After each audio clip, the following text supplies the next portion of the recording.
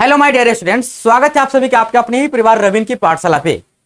दोस्तों, आप सोच रहे होंगे ना कि हम चश्मा लगा के क्यों पढ़ा रहे हैं। तो आप सभी को पता है कि 2-3 दिन से आपका कोई भी क्लास नहीं आ रहा है। कारण यह है कि मुझे आई फ्लू हो गया है। तो अभी भी 80% तक ठीक हो गया है, लेकिन 20% बचा हुआ है। तो 1-2 क्लास में चश्मा लगा करके ले लूंगा, तो उसके बाद नॉर्मल तरीका से लेते रहूंगा। आप सभी से मैं वादा किया था कि बिहार पुलिस का एग्जाम डेट आ गया है, और उससे पहले किरण पब्लिकेशन का प्रैक्टिस वर्कबुक और प्रीवियस ईयर 25 सेट और 25 सेट कुल मिला के 50 सेट मैं आपको खत्म करवा दूंगा प्रैक्टिस करवा करके, ताकि आपसे एग्जाम में कोई प्रश्न मैथमेटिक्स से और सुबह सर जी आपको साइंस पढ़ाएंगे तो उससे ना छूटे। बात रहा हिंदी और इंग्लिश की, तो जो पियोन की क्लास हो रही है ना हिंदी और इंग्लिश की, यदि आप उतना भी कर लेते हैं तो सफिशियंट है, बाकी तो आप देख ही लेंगे। तो चलिए मैं स्टार्ट करता हूँ बिना बात बनाए हुए प्रैक्टिस सेट 3 से। और प्रैक्टिस सेट 3 से सबसे पहले स्टार्ट करूंगा मैं मैथ से, उसके बाद आपको सुबह सर जी पढ़ाएंगे साइंस। तो चलिए ज्यादा बात नहीं बनाएंगे। प्रैक्टिस सेट 3 में जो गणित का प्रश्न स्टार्ट होता है, वह प्रश्न स्टार्ट होता है 91 से। प्रश्न लिखा गया है, ए किसी कार्य को 6 दिनों में पूरा करता है और बी उसी कार्य को 8 दिनों में पूरा कर सकता है। ए और बी उस कार्य को मिलकर पूरा करने में 3200 रुपया लेते हैं और सी की सहायता से उस कार्य को 3 दिन में पूरा कर लेते हैं, तो सी को कितनी रकम मिलेगी। ये जो रकम वाला बात होता है ना, मजदूरी वाला बात, ये जो निर्भर करता है ना कार्य क्षमता पे, कि जिसका कार्य करने का क्षमता जितना रहेगा वो उतना पैसा लेगा। बेईमानी नहीं चलता यहाँ पे, ठीक ना। और ये मत कहे कि सर आप चश्मा लगा के पढ़ा रहे हैं तो बेईमानी भी कर सकते, अगर आपको नहीं दिखेगा तो नहीं, ऐसा बात नहीं। बस 1-2 दिन तक हम चश्मा लगा के पढ़ाएंगे, क्योंकि अभी भी हम 20% अफेक्टेड है आई फ्लू से, तो पूर्णतः रोशनी को बर्दाश्त नहीं कर पाते। तो आज और कल 2 दिन आप पढ़िए चश्मा लगा करके। आप बुरा मत मानिए कि सर आप चश्मा लगा करके पढ़ा रहे हैं। तो आप सभी को पता होना चाहिए कि जो पैसा मिलता है ना, वह पैसा किस पे मिलता है, कार्य क्षमता पे मिलता है। तो कार्य क्षमता निकालेंगे। कार्य क्षमता निकालने के लिए क्या करते हैं, देखिए ए किसी काम को 6 दिनों में करता है, तो ए करता है 6 दिन में, तो ये लिख दिए 6 डेज। बी कितना दिन में करता है उस काम को, तो 8 दिन में करता है। उसके बाद सी की सहायता से, तो सी की सहायता का मतलब क्या हुआ कि ए प्लस बी में सहायता करेगा सी, यानी कि जब तीनों मिल जाएगा, सी अगर दोनों को सहायता कर देगा तो तीनों मिल जाएगा, और ये तीनों करेगा तो 3 दिन में काम क्या कर देगा, समाप्त। अब किसका क्षमता क्या है, इसके लिए हमको टोटल वर्क पता होना चाहिए। तो पता होना चाहिए डियर कि टोटल वर्क निकालने के लिए 6, 8, 3 का ले लेते हैं एलसीएम। 6, 8, 3 का एलसीएम डियर होता है 24, ठीक है, क्योंकि 6 और 3 का एलसीएम 6, 6 और 8 का एलसीएम 24, ये 24 काम हो गया। अब क्या करते हैं कि काम में डिवाइड कर देते हैं समय से, तो 24 में 6 से डिवाइड करेंगे 4, ये कार्य क्षमता हुआ पर्सनली ए का। 24 में 8 से डिवाइड कर देंगे आ जाएगा 3, ये कार्य क्षमता हुआ पर्सनली बी का। 24 में 3 से डिवाइड कर देंगे आ जाएगा 8, ये जो कार्य क्षमता हुआ यह तीनों का कार्य क्षमता हुआ। तो आपको पता है कि ए का कार्य क्षमता 4 है, बी का 3 है, तो ए और बी मिलाकर कितना हो गया 7, ए बी सी मिलाकर कितना हो रहा है 8। तो इसका यह मतलब हुआ कि सी का कार्य क्षमता कितना होगा, 1 होगा। देखिए ना, ए का स्पेशल 4 पर्सनल, बी का 3, तो 4 और 3 7, ये तीनों को मिलाकर के कितना 8, तो ए और बी मिलाकर 7, तो सी का मान 1 होगा, तभी तो 8 हो पाएगा ना। इतना समझ गया। अब यहाँ पे टोटल रुपया कितना मिलता है, 3200, तो टोटल मिलता है ए बी और सी के लिए भी ना, तीनों के लिए मिलता है। तो 3200 में डिवाइड करेंगे तीनों की क्षमता से, तो तीनों की क्षमता यहीं से देख सकते हैं कि तीनों का क्षमता कितना है 8, तो डिवाइड कर दी 8 से। और हमें चाहिए कि सी को कितना मजदूरी मिलेगा, सी को कितना रकम मिलेगा, तो सी का क्षमता है 1। जब डिवाइड कीजिएगा तो यह कितना बार में कट जाएगा, 400 टाइम्स, यानी कि सी को जो रुपया मिलेगा वह 400 मिलेगा। उम्मीद है कि बात समझ में आ गया होगा, कोई दिक्कत नहीं होगा। चलिए बढ़ते हैं अगले प्रश्न की तरफ। और डियर अगला प्रश्न ये रहा 92 आपके सामने। क्या लिखा गया है प्रश्न में, तो प्रश्न में लिखा गया कि ए और बी की वर्तमान आयु का अनुपात 4:3 है। यदि 6 वर्ष बाद ए की आयु 26 वर्ष हो जाती है तो बी की वर्तमान आयु आपको बताना है। सो इजी प्रश्न है, कैसे करना है देखिए, ए और बी, तो ए रेशियो बी लिख देते हैं, इसका वर्तमान का रेशियो क्या है 4:3, ये 4:3 है। आप सभी को पता होना चाहिए कि जो रेशियो होता है वो परफेक्ट आयु नहीं दर्शाता है। परफेक्ट दर्शाने के लिए हम इसमें लगाते हैं एक्स, ये हो गया परफेक्ट। परफेक्ट में कहता है कि यदि 6 वर्ष बाद ए की आयु 26 वर्ष, 6 वर्ष बाद जाएंगे तो ए की आयु कितना 26 वर्ष। तो वर्तमान में अगर हम देखें, शॉर्टकट में वर्त लिख देते ताकि वर्तमान आप समझ जाएंगे।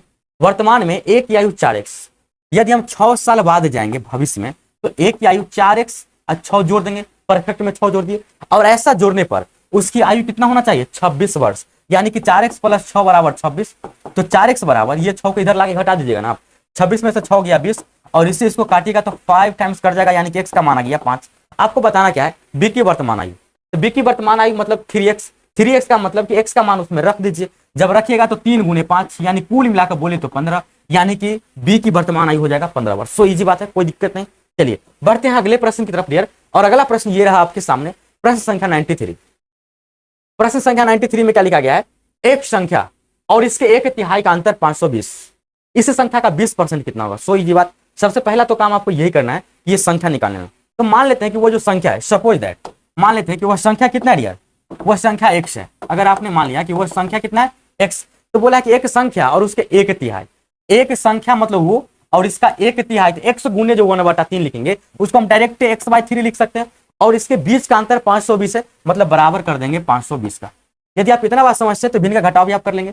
3 और 1 का एलसीएम 3 हो जाएगा, मल्टीप्लाई क्रॉस करेंगे तो 3x minus x equal to कितना हो जाएगा 520। ये 3 को आप उधर ले जा सकते हैं, जब उधर ले जाएगा तो ये घट के 3x में से x घटेगा तो 2, इधर ले जाएगा तो ये गुना में आ जाएगा 3 0 0 3 6 5 15, ये 1560। अब आप यहाँ से क्या करेंगे ना कि 2 के पार हम इसको काट देंगे, 2 7 14 2 8 16 0, यानी कि x बराबर आ गया 780। अब x बराबर 780 आ गया तो यह आ गया आपका संख्या, और आपको बताना क्या है इस संख्या का 20%, मतलब ये जो संख्या इसका अगर हम 20% निकालते हैं तो 20% मतलब 20/100। यदि आप इतना समझ रहे होंगे तो 20/100 को डायरेक्ट आप 1/5 लिख सकते हैं काट के, 20 से कम 20, 20/100। जब इसको काटेंगे तो 5 से कम 5 बच गया 2 और 8 5 25, और बच गया कितना 3 और 0 5 36, यानी कि कुल मिलाकर बोले तो काट कर 156 आ जाएगा, यानी कि ऑप्शन 3 इज करेक्ट। उम्मीद है समझ में आ गया होगा, कोई दिक्कत नहीं होगा। तो चलिए बढ़ते हैं अगले प्रश्न की तरफ, और अगला प्रश्न डियर ये रहा आपके सामने, प्रश्न संख्या 94। प्रश्न संख्या 94 में क्या दिया गया है, 1056 में वह कौन सी सबसे छोटी संख्या जोड़ी जाए कि योगफल 23 से पूरी तरह विभाजित हो जाए। बहुत इजी प्रश्न है, जरूरी नहीं कि हम जोड़कर ही देखें, बस करना क्या है कि 1056 में डिवाइड कर देंगे 23 से। ऐसे हम ऑप्शन से बना सकते हैं, 1056 में हम 2 जोड़ेंगे, 23 से डिवाइड करके देखें काटा कि नहीं काटा। तो 23 से डिवाइड करना थोड़ा सा डिफिकल्टी है, तो हम 4 बार जो 23 से डिवाइड करेंगे, इससे बेटर है ना हम एक ही बार डिवाइड कर लेते हैं। तो जब डिवाइड करेंगे तो आप सभी को पता होना चाहिए कि 23 चौक 92 ये लग जाएगा, तो 23 चौक 92 लग गया, 5 में से 2 गया तो 3, 10 में से 9 गया 1, ये 13 हो गया, घट के ऊपर से 13 आया। अब उतारिएगा 6, कितना बार में लगाइएगा, तो कम से कम 5 बार में तो लग जाएगा 23 5 115, तो 23 5 115 लग जाएगा, इससे आगे नहीं लगेगा। जब इसको घटाइएगा तो 6 में से 5 गया 1, 2 3 में से गया 2, ये कैंसिल, शेष फल आ गया 21। अब इस 21 में हमें बताइए कि 21 में कम से कम कितना जोड़ दीजिएगा ताकि यह 23 बन जाए, क्योंकि डिवाइड 23 से कर रहे हैं। जब भी पूछे कि छोटी से छोटी संख्या कितना जोड़ी जाए उसमें डिवाइड कर दीजिए, 2 संख्या तो आपके सामने रहेगा, ऐसे आप डिवाइड कर देंगे।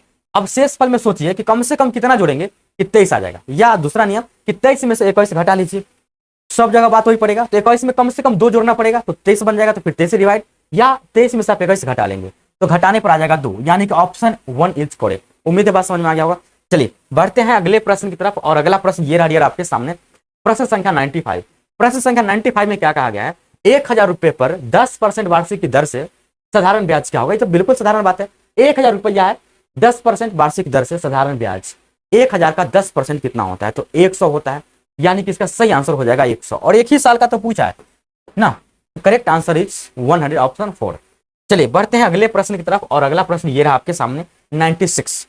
बोलिएगा तो इससे भी अधिक स्पीड में हम आपको पढ़ा देंगे, लेकिन हाँ समझ में भी तो आनी चाहिए ना आपको, जो भी पढ़ाइए या जो भी पढ़िए समझ में आनी चाहिए, जो भी पढ़ाएंगे आपको समझ में भी तो आनी चाहिए ना। सिर्फ पढ़ाने से क्या फायदा जब आपको समझ में नहीं आएगा, सीधा आएंगे क्वेश्चन आंसर कर देंगे, उससे क्या फायदा है। ऐसा क्वेश्चन आंसर तो बुक में भी है, लेकर के आप रख लेंगे, लेकिन नहीं, जरूरी थोड़ी कि यही प्रश्न आ जाए, बदल जाएगा प्रश्न, तो कंसेप्ट पता होना चाहिए ना। तो जिस प्रकार के कंसेप्ट आपके एग्जाम में आएंगे उसी प्रकार का हूबहू कंसेप्ट है, तो कंसेप्ट क्लियर करते हुए चलते हैं ताकि एग्जाम में कोई दिक्कत ना हो।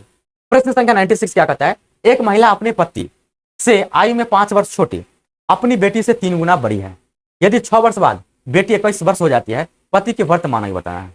कैसे बनाएंगे देखिए, एक महिला अपने पति से आयु में 5 वर्ष छोटी, तो यह मान के चलते हैं कि महिला की एज एम ईयर है, महिला का एम मान लिए वर्तमान में, तो महिला का जो उम्र होगा पति से 5 साल ये छोटी है, इसका मतलब हुआ कि पति में से 5 घटा देंगे, तो पति का मान लेते हैं P, इसमें से घटा देंगे 5, ये कंडीशन आप समझ गए। उसके बाद और अपनी बेटी से 3 गुनी बड़ी है, मतलब ये जो महिला यही महिला है, ये बेटी का उम्र यदि B है तो इससे 3 गुनी बड़ी है, यानी कि B गुने 3, ठीक है, 3 गुनी बोला। तो अब दोनों उम्र जो है महिला का ही है, तो आपको यह बताना है यदि 6 वर्ष बाद छोटी सॉरी यदि 6 वर्ष बाद बेटी 21 वर्ष की है, चश्मा में बेटी का छोटी पढ़ा जाता है, क्या करें। ऐसा ही चश्मा है कि जिसमें लाइट कम हमें नजर आए, तो अंधारे में तो कुछ ही पढ़ा जाएगा, लेकिन दिखाई देता है, ऐसा बात नहीं है। यदि 6 वर्ष बाद बेटी 21 वर्ष की हो जाएगी, 6 वर्ष बाद उसकी बेटी कितना हो जाएगी 21 वर्ष, अच्छा, किसी की बेटी अगर 6 वर्ष बाद 21 वर्ष की हो जाएगी, इसका मतलब है कि वर्तमान में उसकी बेटी की उम्र जो रही होगी वह 15 वर्ष, तभी तो जाके हम 6 वर्ष जोड़ेंगे तो 6 वर्ष बाद 21 वर्ष की होगी। तो ये इसका कौन सा आयु है, वर्तमान की आयु। तो बेटी की वर्तमान आयु 15 वर्ष, तो यहाँ पे वर्तमान आयु में लिखे हैं, तो b×3 यानी कि 15×3 करेंगे तो कितना आ जाएगा, 45। यानी कि पता चल गया कि महिला की जो उम्र है वह कितना है, 45 साल है। अब महिला की उम्र 45 साल है, तो यहाँ पे अगर हम 45 रखेंगे और पति का मान निकालना है तो 45 बराबर p-5, ये -5 को इधर ले आइएगा तो ये हो जाएगा 45 और +5, 50 बराबर p, यानी कि पति की जो वर्तमान उम्र हुआ वह कितना हुआ, 50 वर्ष। सो इजी बात है, ज्यादा लटपटिया है, बस अर्थ लॉजिकल सवाल है, ठीक है। चलिए बढ़ते हैं अगले प्रश्न की तरफ। उम्मीद है कि दिख गया होगा, कोई दिक्कत नहीं होगा। अगला प्रश्न ये रहा डियर आपके सामने, प्रश्न संख्या 97। प्रश्न संख्या 97 में क्या लिखा गया है कि जब 176 रुपए को 1:4:6 के अनुपात में विभाजित किया जाता है तो सबसे बड़े हिस्से और सबसे छोटे हिस्से रुपए में कितना का अंतर है। टोटल रुपया की बात करें डियर तो यहाँ पे 176 जो टोटल रुपया होगा, आप सभी को पता होना चाहिए, अगर मुझसे क्लास आप करते होंगे तो रियल का डिवाइड रेशियो से करते हैं। तो टोटल रियल में 176 है, रेशियो में टोटल जोड़ेंगे ना तो 6 4 10 और 1 11, यानी कि डिवाइड कर देंगे 11 से और मल्टीप्लाई कर देंगे किससे, हमको बोला है कि सबसे बड़ा और सबसे छोटे हिस्सों का अंतर, तो सबसे बड़ा 6 है, सबसे छोटा 1 है, इसके बीच का अंतर है 5, यानी कि गुना कर देंगे 5 से। जब इसको काटिएगा ना 11 के 11 और उसके बाद 6 6 11 6 66, 16 को मल्टीप्लाई 5 से करने आता है ना, ऑप्शन 2 80 करेक्ट जवाब हो जाएगा, कोई दिक्कत नहीं। चलिए बढ़ते हैं डियर अगले प्रश्न की तरफ, और अगला प्रश्न ये रहा आपके सामने, प्रश्न संख्या 98। अभी हमको 96 दिखाई दे रहा था। 98 में क्या लिखा गया है, राहुल एक घड़ी को 250 रुपए में खरीद कर 500 रुपए में बेचता है तो उसका लाभ परसेंट क्या है। तो आपको लग गया होगा कि 250 में खरीदेगा 500 में बेचेगा, दुगना में बेच रहा है, 200% करेक्ट आंसर, गलत जवाब। लेकिन ऐसा नहीं करना है, सोचिए 250 में अगर कोई सामान खरीदा गया और उसको यदि हम 500 में बेचेंगे तो लाभ कितने का हुआ। तो डियर जो लाभ हुआ वो 250 तो खरीदारी है, 500 में बेचे हैं तो लाभ हुआ 250 का, और ये लाभ परसेंट हमको निकालना है, तो लाभ हुआ कितने पे, या 250 का लाभ किस पर हुआ, तो ऑलवेज सीपी पे, तो 250 से डिवाइड, और प्रतिशत में बदलना है तो 100% से गुना, ये ऐसे काटेंगे, आंसर कितना आएगा 100%। तो जहां पे आपको दुगना दिख रहा था बिना चश्मा के, वहां पे 1 गुना ही था, 100% करेक्ट आंसर। तो ऐसा मत सोचेंगे कि 250 में खरीदा 500 में बेचा, दुगना में बेचा, 200% करेक्ट आंसर मारेंगे और गलती हो जाएगा, 1 नंबर आपका कट जाएगा, ठीक है। तो इस प्रकार से समझ गए कि 100% होगा। अगर ट्रिक की बात करें तो इसका जय गुना ही रहेगा, अगर ये 2 गुना है तो 1 गुना लाभ होगा 100%, अगर ये 250 750 रहता 3 गुना तो 1 कम कर देंगे, 3 से 1 कम 2 यानी कि 200%, 4 रहेगा 4 गुना तो 3, 5 गुना रहेगा तो 4, ऐसे देते हैं आंसर, इसका ये सही ट्रिक है। अब देखिए अगला प्रश्न यार, अगला प्रश्न ये रहा आपके सामने, प्रश्न संख्या 99। प्रश्न संख्या 99 में क्या दिया गया है, एक कुर्सी 900 रुपए में खरीद कर 810 रुपए में बेची जाती है तो लाभ या हानि परसेंट ज्ञात कीजिए। बताइए मूर्ख समझ रहा है क्या एग्जामिनर, 900 रुपया में खरीदेंगे 810 में बेचेंगे तो क्या होगा, 90 रुपए का हानि ही होगा, लाभ तो कभी हो नहीं सकता है। अधिक में खरीद के कम में बेच रहे हैं तो 90 रुपया का यहाँ पे लॉस हो जाएगा, ये क्या हो जाएगा लॉस, तो लॉस परसेंट चाहिए, 90 रुपया का लॉस होगा किस पे, तो ये होगा सीपी पे, खरीदारी पे, 90/900, परसेंट बदलने के लिए 100% से गुना, डबल जीरो सही से काटेंगे ना, 9 से 9 दहाई के 90, यानी कि कुल मिलाकर बोले तो 10% का हानि हो जाएगा, ऑप्शन 2। और डियर लास्ट प्रश्न, प्रश्न संख्या 10 ये रहा आपके सामने, सिंप्लीफिकेशन का प्रश्न है। उम्मीद है कि आपसे बन जाना चाहिए यदि मैं छोड़ दूंगा तो, लेकिन नहीं, मैं नहीं छोड़ूंगा, मैं बता देता हूं। लिखा गया है कि 7/7/15 डिवाइड 4/9 का इतना प्लस इतना का मान क्या होगा। तो सबसे पहला वर्क करना है कि इसका एक आंसर निकालिए, और का मतलब गुना, और का मतलब गुना के दे करके और यहां से लेकर यहां तक का एक आंसर पहले निकाल लीजिए। यहां तक का एक आंसर निकालने से पहले तो इसका एक आंसर निकालिएगा, तो 10 चौका 40 और 7 47/10, यही ना होगा, 10 चौका 40 और 7 47/10 प्लस 25 25 1 26/5। अब देखिए यहाँ पे भिन्न के जोड़ को आसान बनाने के लिए क्या करते हैं कि नीचे 10 यहाँ पे है तो यहाँ भी अगर 10 हो जाता तो काफी ज्यादा अच्छा होता। तो इसके लिए हम क्या करेंगे कि ऊपर नीचे 2 से मल्टीप्लाई कर देंगे, यानी कि अब 52 बटा कितना हो जाएगा 10। ये जब 52 बटा 10 हो गया ना तब बिल्कुल आसान हो गया इसको जोड़ना। 52 और 47 को आपस में जोड़ दीजिए, 7 आ 2 9 5 4 9 यानी कि 99/10। तो कुल मिलाकर की बात करें तो आपको लिखना ऐसे पड़ेगा, 15 7 105, 105 और 7 112 बटे में 15, 112 बटे में 15, ये डिवाइड 4/9 गुने 4/9 गुने ये जोड़ेंगे तो 99/10। तो पहले ये रिजल्ट का आंसर लिख लेंगे और तब इसमें इसको घटा करके लिख दीजिए। अब देखिए घटाने का तरीका, 3 11 कैल्शियम 33 होगा, तो सिंपल सा फंडा अपनाइए, 11 दूना 22 4 तिहाई 12, 22 में से 12 घटेगा तो 10, 10 बटा कितना हो गया 11 तिहाई 33। अब यहां से पहले इसका एक आंसर निकाल लेंगे, 9 के पारा में 11 हुआ, ये हो गया। 2 के पारा में अगर ये कटता है तो 2 गुना 4 और ये 2 बचे 10, ये हो जाएगा ऐसे। फाइनली अगर आप देखेंगे तो 112 बटा में 15, ये डिवाइड 11 दूना 22 बटा 5 है, तो मल्टीप्लाई कीजिए, 11 दूना 22 बटा में 5 है, तो पलट करके आप 5 बटा में लिखिए 22 और ये प्लस लिखिए 10 बटा में 33।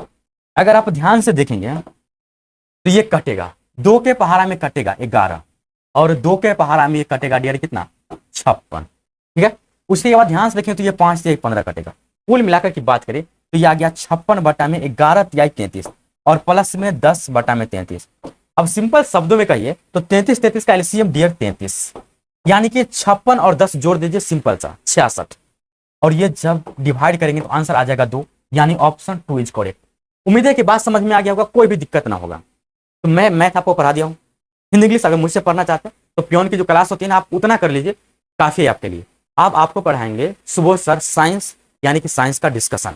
तो आपको मन है सुबोध सर से पढ़ने का तो कंटिन्यू रहिए, अन्यथा आप क्या कीजिए हट जाइए, लेकिन हटने से कोई फायदा नहीं है। सुबोध सर जी भले ही देखने में शांत स्वभाव का आदमी बिल्कुल, लेकिन पढ़ाते बहुत मस्त और जबरदस्त है, अच्छा समझाएंगे, क्लियर। इस प्रकार से कॉन्सेप्ट होगा आपका कि उससे रिलेटेड अगर एक भी प्रश्न आ जाए एग्जाम में ना तो छूटेगा नहीं, और आएगा ही, आएगा कहाँ से, वहीं से आएगा, मॉडल सर से आएगा ना।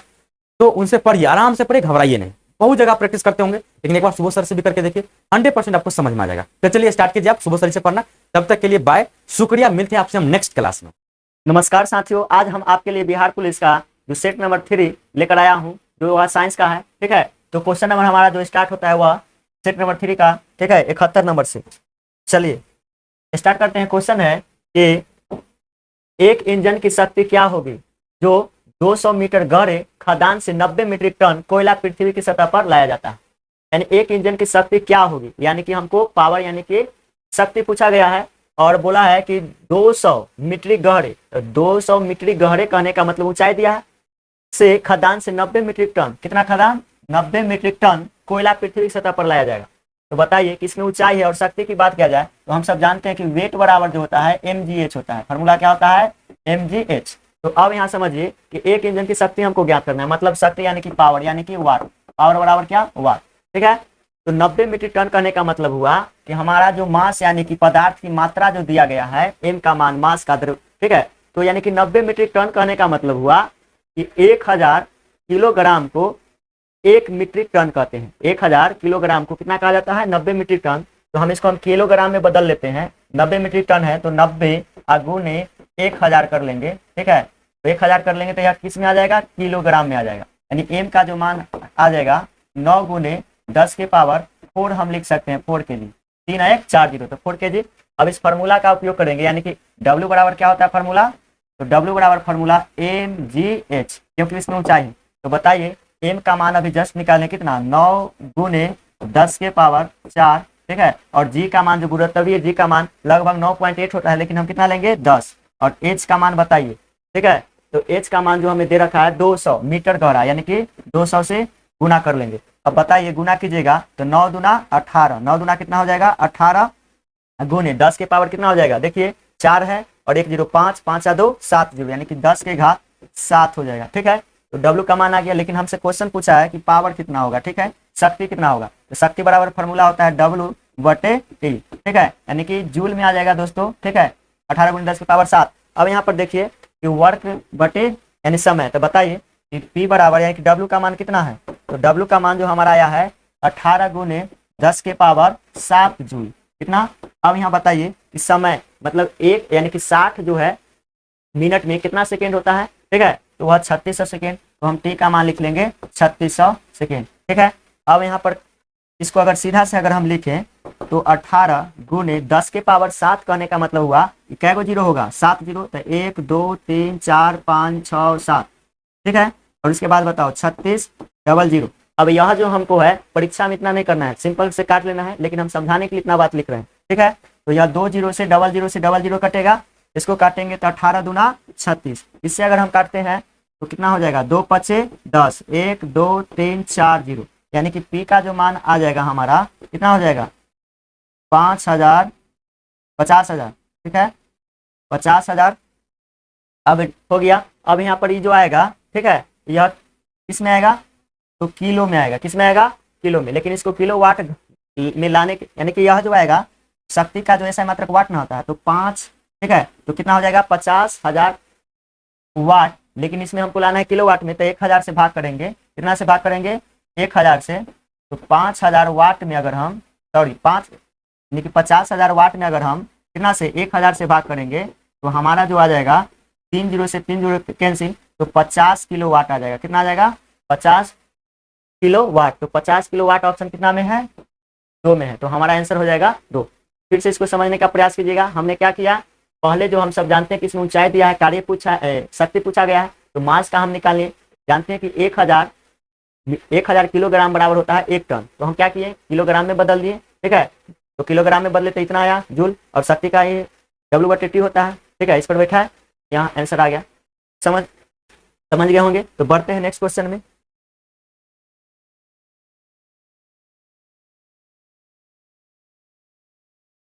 चलिए अगला क्वेश्चन है 72। एक धन आवेशित कण जिसे पश्चिम दिशा में प्रक्षेपित किया गया है, चुंबकीय क्षेत्र द्वारा उत्तर दिशा में विक्षेपित होता है, तो चुंबकीय क्षेत्र की दिशा बताइए। देखिए यहाँ पर इस पॉइंट को पकड़िए, चुंबकीय क्षेत्र की दिशा बताइए।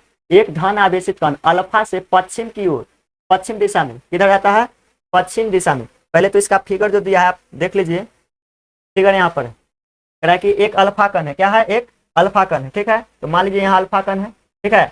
तो बोला है कि अल्फा कण जो है, एक जो है चुंबकीय क्षेत्र जो है किधर जा रहा है, उत्तर की दिशा की ओर, और जो अल्फा कण है वह पश्चिम की ओर जा रहा है। तो चुंबकीय क्षेत्र किधर जाएगा, तो बताइए। पहले ही हमको क्वेश्चन में बताया गया कि चुंबकीय क्षेत्र किधर जा रहा है, उत्तर दिशा में। तो उत्तर ऊपर होता है कि नीचे होता है, तो उत्तर जो होता है ऊपर होता है, ठीक है। तो चुंबकीय क्षेत्र जो होगा, क्वेश्चन में बोल दिया कि उत्तर की ओर, तो उत्तर क्या है, ऊपर की ओर, ठीक है। तो हमारा जो आंसर जो होगा उत्तर की ओर आएगा। किधर होगा, उत्तर की ओर। यहाँ पर समझिए, क्वेश्चन कर रहा है कि एक धन आवेशित कण अल्फा जिसे पश्चिम दिशा में प्रक्षेपित किया गया, किस दिशा में, तो पश्चिम दिशा में प्रक्षेपित किया गया किसको, अल्फा कण को। किसको, अल्फा कण को। और चुंबकीय क्षेत्र द्वारा उत्तर दिशा में विक्षेपित होता है, मतलब जो चुंबकीय क्षेत्र है, चुंबकीय क्षेत्र, ठीक है, चुंबकीय क्षेत्र किस दिशा में, उत्तर की ओर, यानी कि नॉर्थ दिशा में चुंबकीय विक्षेपित होता है। तो चुंबकीय क्षेत्र किस दिशा में होगा, तो जब चुंबकीय क्षेत्र उत्तर की दिशा में होगा तो ऊपर की ओर होगा। तो ऑप्शन नंबर क्या हो जाएगा हमारा, 4, यानी कि ऊपर की ओर, ठीक है। बढ़ते हैं नेक्स्ट क्वेश्चन देखते हैं। अगला क्वेश्चन है, चलिए क्वेश्चन है अगला, प्रकाश विरल माध्यम से सघन माध्यम में जाता है तो आपतन कोण और अपवर्तन कोण क्रमशः 45 डिग्री एवं 30 डिग्री है। विरल माध्यम के सापेक्ष सघन माध्यम का अपवर्तनांक बताइए। तो हम सब जानते हैं कि अपवर्तनांक जो निकालते हैं एसलेन का जो है, देखिए सघन से विरल से किधर आ रहा है, सघन के माध्यम। तो हम जानते हैं कि प्रकाश के अपवर्तन किसे कहते हैं, तो जब प्रकाश की किरणें सघन माध्यम से विरल माध्यम में प्रवेश करती है, या जब प्रकाश की किरणें विरल से सघन माध्यम में प्रवेश करती है, तो वह हल्का अभिलंब से दूर हट जाती है, उसी को हम क्या कहते हैं, प्रकाश के अपवर्तन। तो प्रकाश के अपवर्तन के दूसरा नियम को क्या कहते हैं, एसलेन का नियम। आप लोग जानते होंगे कि म्यू बराबर, यानी एसलेन का जो नियम होता है, ठीक है, एसलेन का जो नियम होता है क्या होता है, हम दूसरा नियम को एसलेन का नियम भी कहा जाता है। तो समझिए कि हम सब जानते हैं कि म्यू बराबर जो होता है क्या होता है, तो साइन आई बटे साइन आर, साइन आई बटे साइन आर, ठीक है। तो अब बताइए साइन आई, यानी कि जो है बोला है कि आपतन और अपवर्तन कोण, आपतन कोण को हम आई से, अपरावर्तन कोण को आर से सूचित करते हैं। तो बताइए साइन जो है, आपतन कोण का मान कितना है, 45 डिग्री। तो बताओ कि साइन 45 डिग्री का मान कितना होता है, तो साइन 45 डिग्री का मान हम सब जानते हैं कि 1/√2 होता है। अब यहाँ देखिए, और अगला जो है एवं 30 डिग्री है, क्या है, अपवर्तन कोण कितना है, 30 डिग्री। तो 30 डिग्री का मान कितना होता है बताइए, 2 होता है, यानी कि आर का मान जो कितना 2। तो इसका जब हम हर का परिमेयकरण करेंगे तो 2 कहाँ चला जाएगा, ऊपर, यानी कि जो आएगा हमारा 2√2, फिर इसका परिमेयकरण करेंगे तो रूट ऊपर चला जाएगा, रूट से फिर गुना। अब क्या होगा कि 2√2। अब बताइए कि 2√2 हो गया, रूट से रूट कटेगा तो क्या होगा, 1, ये 2 से 2 कट गया तो बचा कितना, √2। कितना बचा, √2। आप लोग जानते होंगे कि √2 का मान कितना होता है, तो √2 का मान होता है 1.414, ठीक है। तो ऑप्शन नंबर हमारा कितना होगा, ए हो जाएगा। चलिए बढ़ते हैं, क्वेश्चन कर रहा है अगला, पृथ्वी का गुरुत्वाकर्षण बल किसी बिंदु पर 1 किलोग्राम की एक वस्तु में 5 मीटर प्रति सेकेंड स्क्वायर का त्वरण उत्पन्न करता है, उसी बिंदु पर 3 किलोग्राम की वस्तु में उत्पन्न त्वरण होगा। तो आप लोग बताइए, ऑप्शन दिया गया है क्या होना चाहिए आंसर बताइए। चलिए तो आप लोग, उम्मीद होगा कि आप लोग बता दिए होंगे। ठीक है, तो बताइए कि हम सब जानते हैं कि गुरुत्वीय त्वरण का मान, यानी कि जी का जो मान होता है, जी का जो मान होता है, गुरुत्वीय त्वरण का मान क्या होता है? तो जी का जो मान होता है, जी यानी कि कैपिटल जी बटे में एम बटा में आर स्क्वायर, कितना होता है आर स्क्वायर। ठीक है,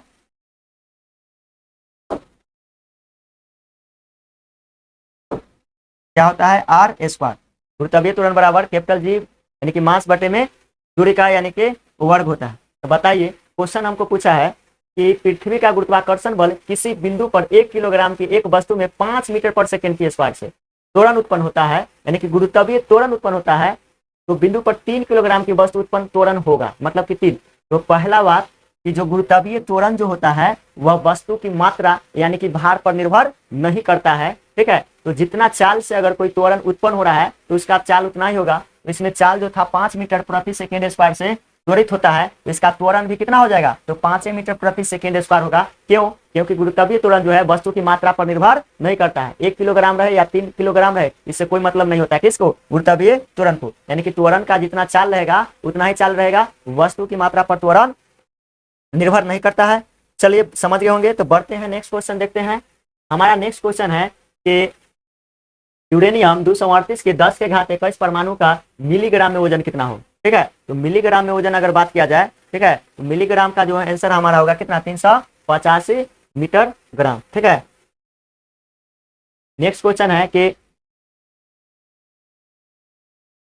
क्वेश्चन कर रहा है कि टाइटेनियम में न्यूक्लियन की संख्या है। ठीक है, न्यूट्रॉन 1 होता है, प्रोटॉन 2 होता है, neutron 1, proton 1, neutron 1, proton 3, neutron 2, proton 1। आप लोग जानते होंगे कि ट्राइटेनियम जो होता है, इसे हम सब जानते हैं कि हाइड्रोजन के जो समस्थानिक होता है वह कितना होता है? 3 होता है। मतलब यहाँ पर समझिए कि हाइड्रोजन है, हाइड्रोजन के जो समस्थानिक होता है कितने होते हैं? 3। तो हम सब हाइड्रोजन की जो परमाणु संख्या हम 1 लिखेंगे, लेकिन इसका जो प्रोटॉन की संख्या कितना? 3। ठीक है, यानी कि इसका जो है परमाणु संख्या समान रहता है, लेकिन क्या होता है इसका जो प्रोटॉन की संख्या बराबर नहीं रहता है, न्यूट्रॉन की संख्या बराबर। ठीक है, तो अब यहाँ समझिए, तो इसमें क्वेश्चन पूछा ट्राइटेनियम में न्यूक्लियन की संख्या कितना होगा। तो न्यूक्लियस में जो होगा इसका जो संख्या होगा, प्रोटॉन की संख्या 1 होता है और न्यूट्रॉन की संख्या कितना होता है? 2 होता है। और एक बात याद रखेगा कि हाइड्रोजन ना उसमें न्यूट्रॉन होता ही नहीं है। ठीक है, यानी कि हाइड्रोजन में न्यूट्रॉन नहीं होता है, इसीलिए हाइड्रोजन को क्या कहा गया है? तो आवारा तत्व के नाम से हाइड्रोजन को जाना जाता है। और हाइड्रोजन की अगर बात किया जाए कि इसका खोज तो हेनरी कैम्ब्रिज ने किया था। चलिए, तो ट्राइटेनियम में जो न्यूक्लियन की संख्या होगा कितना होगा? 1 प्रोटॉन और 2 न्यूट्रॉन होता है। चलिए तो देखते हैं क्वेश्चन नंबर 77 की एसिटिक अम्ल में उपस्थित क्रियात्मक समूह यानी कि फंक्शनल ग्रुप कौन है? ठीक है, तो सबसे पहले हम जानेंगे कि एसिटिक अम्ल जो होता है, ठीक है, एसिटिक अम्ल, बताइए कि एसिटिक अम्ल का सूत्र क्या होता है? CH3COOH। ठीक है, तो अब यहाँ पर हमको समझना है कि ये कभी भी होने वाला है एसिटिक अम्ल नहीं होगा। ऑप्शन नंबर पहले ही छांटिए, क्योंकि CH3, ठीक है, कार्बन की होना जरूरी है, इसमें कार्बन नहीं है, इसमें भी कार्बन नहीं, इसको भी हटाइए। ऑप्शन नंबर ए और डी दोनों गलत होने वाला है। अब बच गया 3 और 2। इसमें देखिए कि हम जानते हैं कि एसिटिक अम्ल में कार्बन की संख्या कितना? 2, तो कार्बन 2 लिखेंगे। और यहाँ पर देखिए कि कार्बन की संख्या 2 है, यहाँ पर लगा हुआ है दोनों तरफ, यहाँ भी OH लगा हुआ है, यहाँ भी OH लगा हुआ है। ठीक है, तो OH लगा दिए, ऑप्शन नंबर यह। ठीक है, लेकिन यहाँ पर OH लगा हुआ नहीं है, तो यह क्रियाशील कोई समूह है नहीं है। ठीक है, ऑप्शन नंबर 3 भी। ऑप्शन नंबर 4 यहाँ पर 2 जो सही होने वाला, लेकिन पहले समझिए कैसे सही होगा से। ऑप्शन नंबर यह भी होने वाला था, ठीक है, लेकिन यहाँ पर समझिए 2 कार्बन है तो यहाँ OH लगा हुआ है। ठीक है, अब यहाँ देखिए हम सब जानते हैं कि ज्यादा से ज्यादा यह डंडा गिन सकते हैं। ठीक है, तो बताइए 1 हाइड्रोजन, 2 हाइड्रोजन, यहाँ भी लिख सकते हैं 3 हाइड्रोजन, 4 हाइड्रोजन। अब यहाँ पर देखिए, यहाँ पर तो कोई क्रियाशील मूलक तत्व भी नहीं था, ऑप्शन नंबर 3 गलत ही पहले था। 2 में देखिए यहाँ पर लगा हुआ है डबल बॉन्ड O। ठीक है, क्योंकि यहाँ H हम नहीं लगा सकते हैं क्योंकि वह फॉलो कर रहा है। हमको कार्बन की संख्या कितना, हाइड्रोजन की संख्या कितना चाहिए? 4, 3 और 1 4। देखिए हाइड्रोजन कितना है? 3, और इसमें हाइड्रोजन कितना है? 1, तो 4 हो गया। तो बताइए 1 2 3 4, तो 4 हाइड्रोजन भी हो गया, और O जो लगा हुआ है इधर वह भी है, OH भी लगा हुआ है। तो संतुष्ट हमारा कौन कर रहा है? इस एसिटिक अम्ल को, क्रियाशील समूह को जो है संकेत कौन कर रहा है? तो यह सूचित कर रहा है, क्योंकि यह देखिए बराबर हो गया। तो जो संतुष्ट कर दिया वही हमारा ऑप्शन नंबर 2 सही होगा। इसको थोड़ा सा देख लीजिए। चलिए आगे बढ़ते हैं।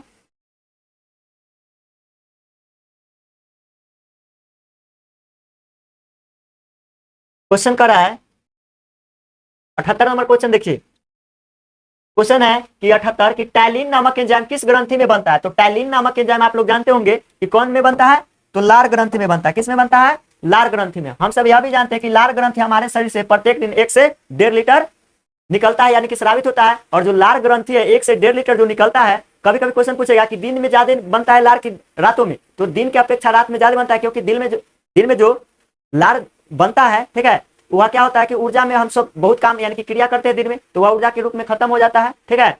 लेकिन रात में जो हम लोग कोई काम नहीं करते हैं, कोई क्रिया नहीं करते हैं, तो लार रात में ज्यादा बनता है। तो समझिए कि लार से 3 प्रकार के एंजाइम निकलता है। क्या प्रकार के एंजाइम, 3 प्रकार के। एक है एमाइलेज एंजाइम, एमाइलेज, और दूसरा जो है वह है टाइलिन, और तीसरा है लाइसोजाइम, लाइसोजाइम एंजाइम।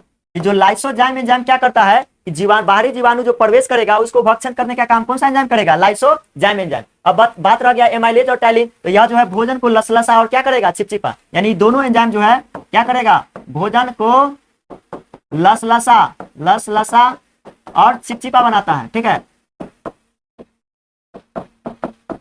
तो यही करना है, ठीक है। अगर बात किया जाए अग्नाशय से, तो अग्नाशय से भी 3 प्रकार के एंजाइम निकलता है। कितने प्रकार के एंजाइम, 3 प्रकार के। एक होता है लाइपेज एंजाइम,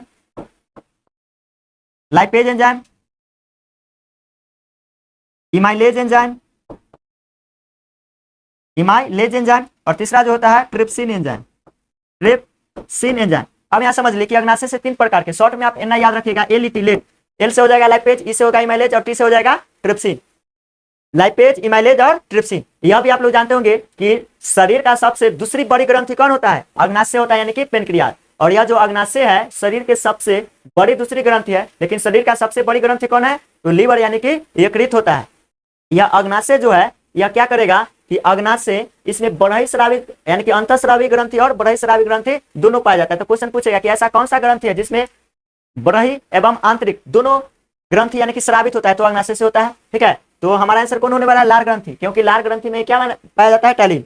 तो बढ़ते हैं नेक्स्ट क्वेश्चन। देखिए अगला क्वेश्चन जो है आपका कि जब बर्फ के 2 घनों को आपस में दबाया जाए तो वह मिलकर एक घन बना लेता है, निम्नलिखित में कौन सा उन्हें आपस में जोड़ने में मदद करता है। तो जब कोई बर्फ है, बर्फ का टुकड़ा है या घन है, उसको अगर हम दबाएंगे तो उसमें कौन सा बंधन जुड़ेगा, तो वह हाइड्रोजन बंधन जुड़ेगा। कौन सा बंधन जुड़ेगा, हाइड्रोजन बंधन, न कि वांडरवाल, ठीक है। तो ऑप्शन नंबर हमारा होने वाला है 1। बढ़ते हैं नेक्स्ट क्वेश्चन। अगला क्वेश्चन कर रहा है कि जल खींचने वाले विद्युत पंप द्वारा हम बदलते हैं। तो जो जल खींचने वाले विद्युत पंप द्वारा हम बदलते हैं, तो किसमें, पहले तो अगर हम जल खींचते हैं तो इसके लिए हमें विद्युत की आवश्यकता होगी, ठीक है। तो विद्युत ऊर्जा, तो ऑप्शन नंबर सब तो पहले ही गलत हो गया दोनों, ठीक है। तो बचा 4 और 1। अब इसमें डिसाइड कीजिए कि क्या आंसर होने वाला है, विद्युत ऊर्जा को गतिज ऊर्जा में बदलेगा कि विद्युत ऊर्जा को स्थिति। तो जब भी अगर पानी को अगर हम खींचते हैं, ठीक है, विद्युत पंप के द्वारा, तो उसमें क्या होगा, ऊंचाई कुछ ना कुछ हाइट होगा, ठीक है, ऊंचाई होगा। तो ऊंचाई जब होगा तो कौन सा होगा, स्थितिज ऊर्जा, जिसमें ऊंचाई हो यानी कि पोटेंशियल एनर्जी। तो ऑप्शन नंबर हमारा क्या होने वाला है, ए। चलिए नेक्स्ट क्वेश्चन कर रहा है कि किसी पिंड की उस गति को क्या कहते हैं जिसके कुछ समय के अंतराल के बाद पुनरावृत्ति होती रहती है। ऑप्शन आपको 4 दिया गया है, बताइए इसमें से कौन सा आंसर होने वाला है, बताइए। तो यहाँ आंसर जो होने वाला है हमारा क्या होगा, क्वेश्चन है कि किसी पिंड की उस गति को क्या कहते हैं जिसकी कुछ समय के अंतराल के बाद पुनरावृत्ति यानी कि दोहराती रहती है। ऑप्शन है आवधिक गति, सरल हार्मोनिक गति, अनावर्ती गति, दोलन गति। तो आंसर जो हमारा होने वाला है आवधिक गति। अब समझिए आवधिक गति, अगर क्वेश्चन इसमें कुछ क्वेश्चन पूछता कि कुछ समय अंतराल के बाद पुनरावृत्ति होती है, ठीक है, तो कुछ अंतराल के बाद जो होगा, तो कुछ अंतराल के बाद जो बदलाव होगा तो वह आवधिक गति होगा। लेकिन लगातार बदलाव होते रहता, लगातार परिवर्तन होते रहता निश्चित समय अंतराल के बाद, तो आंसर होता है सरल हार्मोनिक गति। लेकिन कुछ समय ही दिया कि कुछ समय के अंतराल के बाद पुनरावृत्ति होता है, तो आंसर होने वाला हमारा ए आवधिक गति। फिर से समझ लीजिए। लेकिन अगर क्वेश्चन पूछता कि बताइए कि किसी पिंड की उस गति को क्या कहते हैं जिसकी लगातार समय के में यानी समय के अंतराल के बाद पुनरावृत्ति होगी, तो लगातार क्रिया अगर जारी रहता तो आंसर होता हमारा कौन, सरल हार्मोनिक गति। लेकिन कुछ समय के लिए बदलाव होता है, तो ऑप्शन होगा हमारा ए आवधिक गति। चलिए बढ़ते हैं नेक्स्ट क्वेश्चन। नेक्स्ट क्वेश्चन जो हमारा कर रहा है कि गैस स्थिरांक, क्वेश्चन समझिए, कर रहा है कि गैस स्थिरांक आर का मान अग्र डिग्री इनवर्स या मोल इनवर्स में क्या होता है। तो अर्घ जो हम सब जानते हैं कि पहले तो पावर से समझ लीजिए, तो सब का पावर 7 ही है। तो याद रखिएगा कि गैस में आर का जो मान होगा, परिणामी आर का मान वह होता है 8.314 गुने 10 के पावर 7। तो याद रखिएगा 8.314। तो 314 ऐसे भी याद करते, 3 आए क्या होगा, 4 हो जाएगा। तो इस प्रकार से याद कर लेंगे, ठीक है। अगर इसका सीजीएस में अगर पूछेगा कि आर का, तो क्या होता है कैलोरी और उष्मा का, सॉरी कैलोरी, तो कैलोरी कितना हो जाता है 9.8 8 कैलोरी बराबर, यानी कि 98 हम कह सकते हैं, ठीक है। चलिए अगला क्वेश्चन है, जीव के लिए बॉडी के कुल भार का या रसायन के उत्तक सांद्रण का 50% कम करने के लिए अपेक्षित समय को क्या कहते हैं? यानी कि 50% को हम, देखिए परसेंटेज अपने आप में क्या परसेंट होता है? 100%।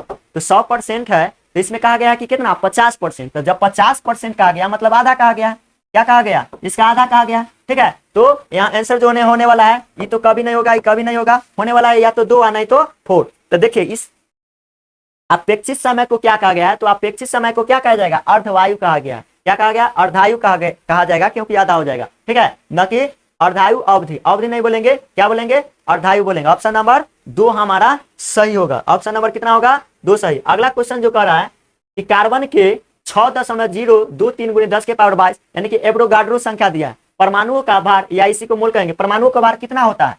तो समझिए थोड़ा सा क्वेश्चन घुमा दिया गया।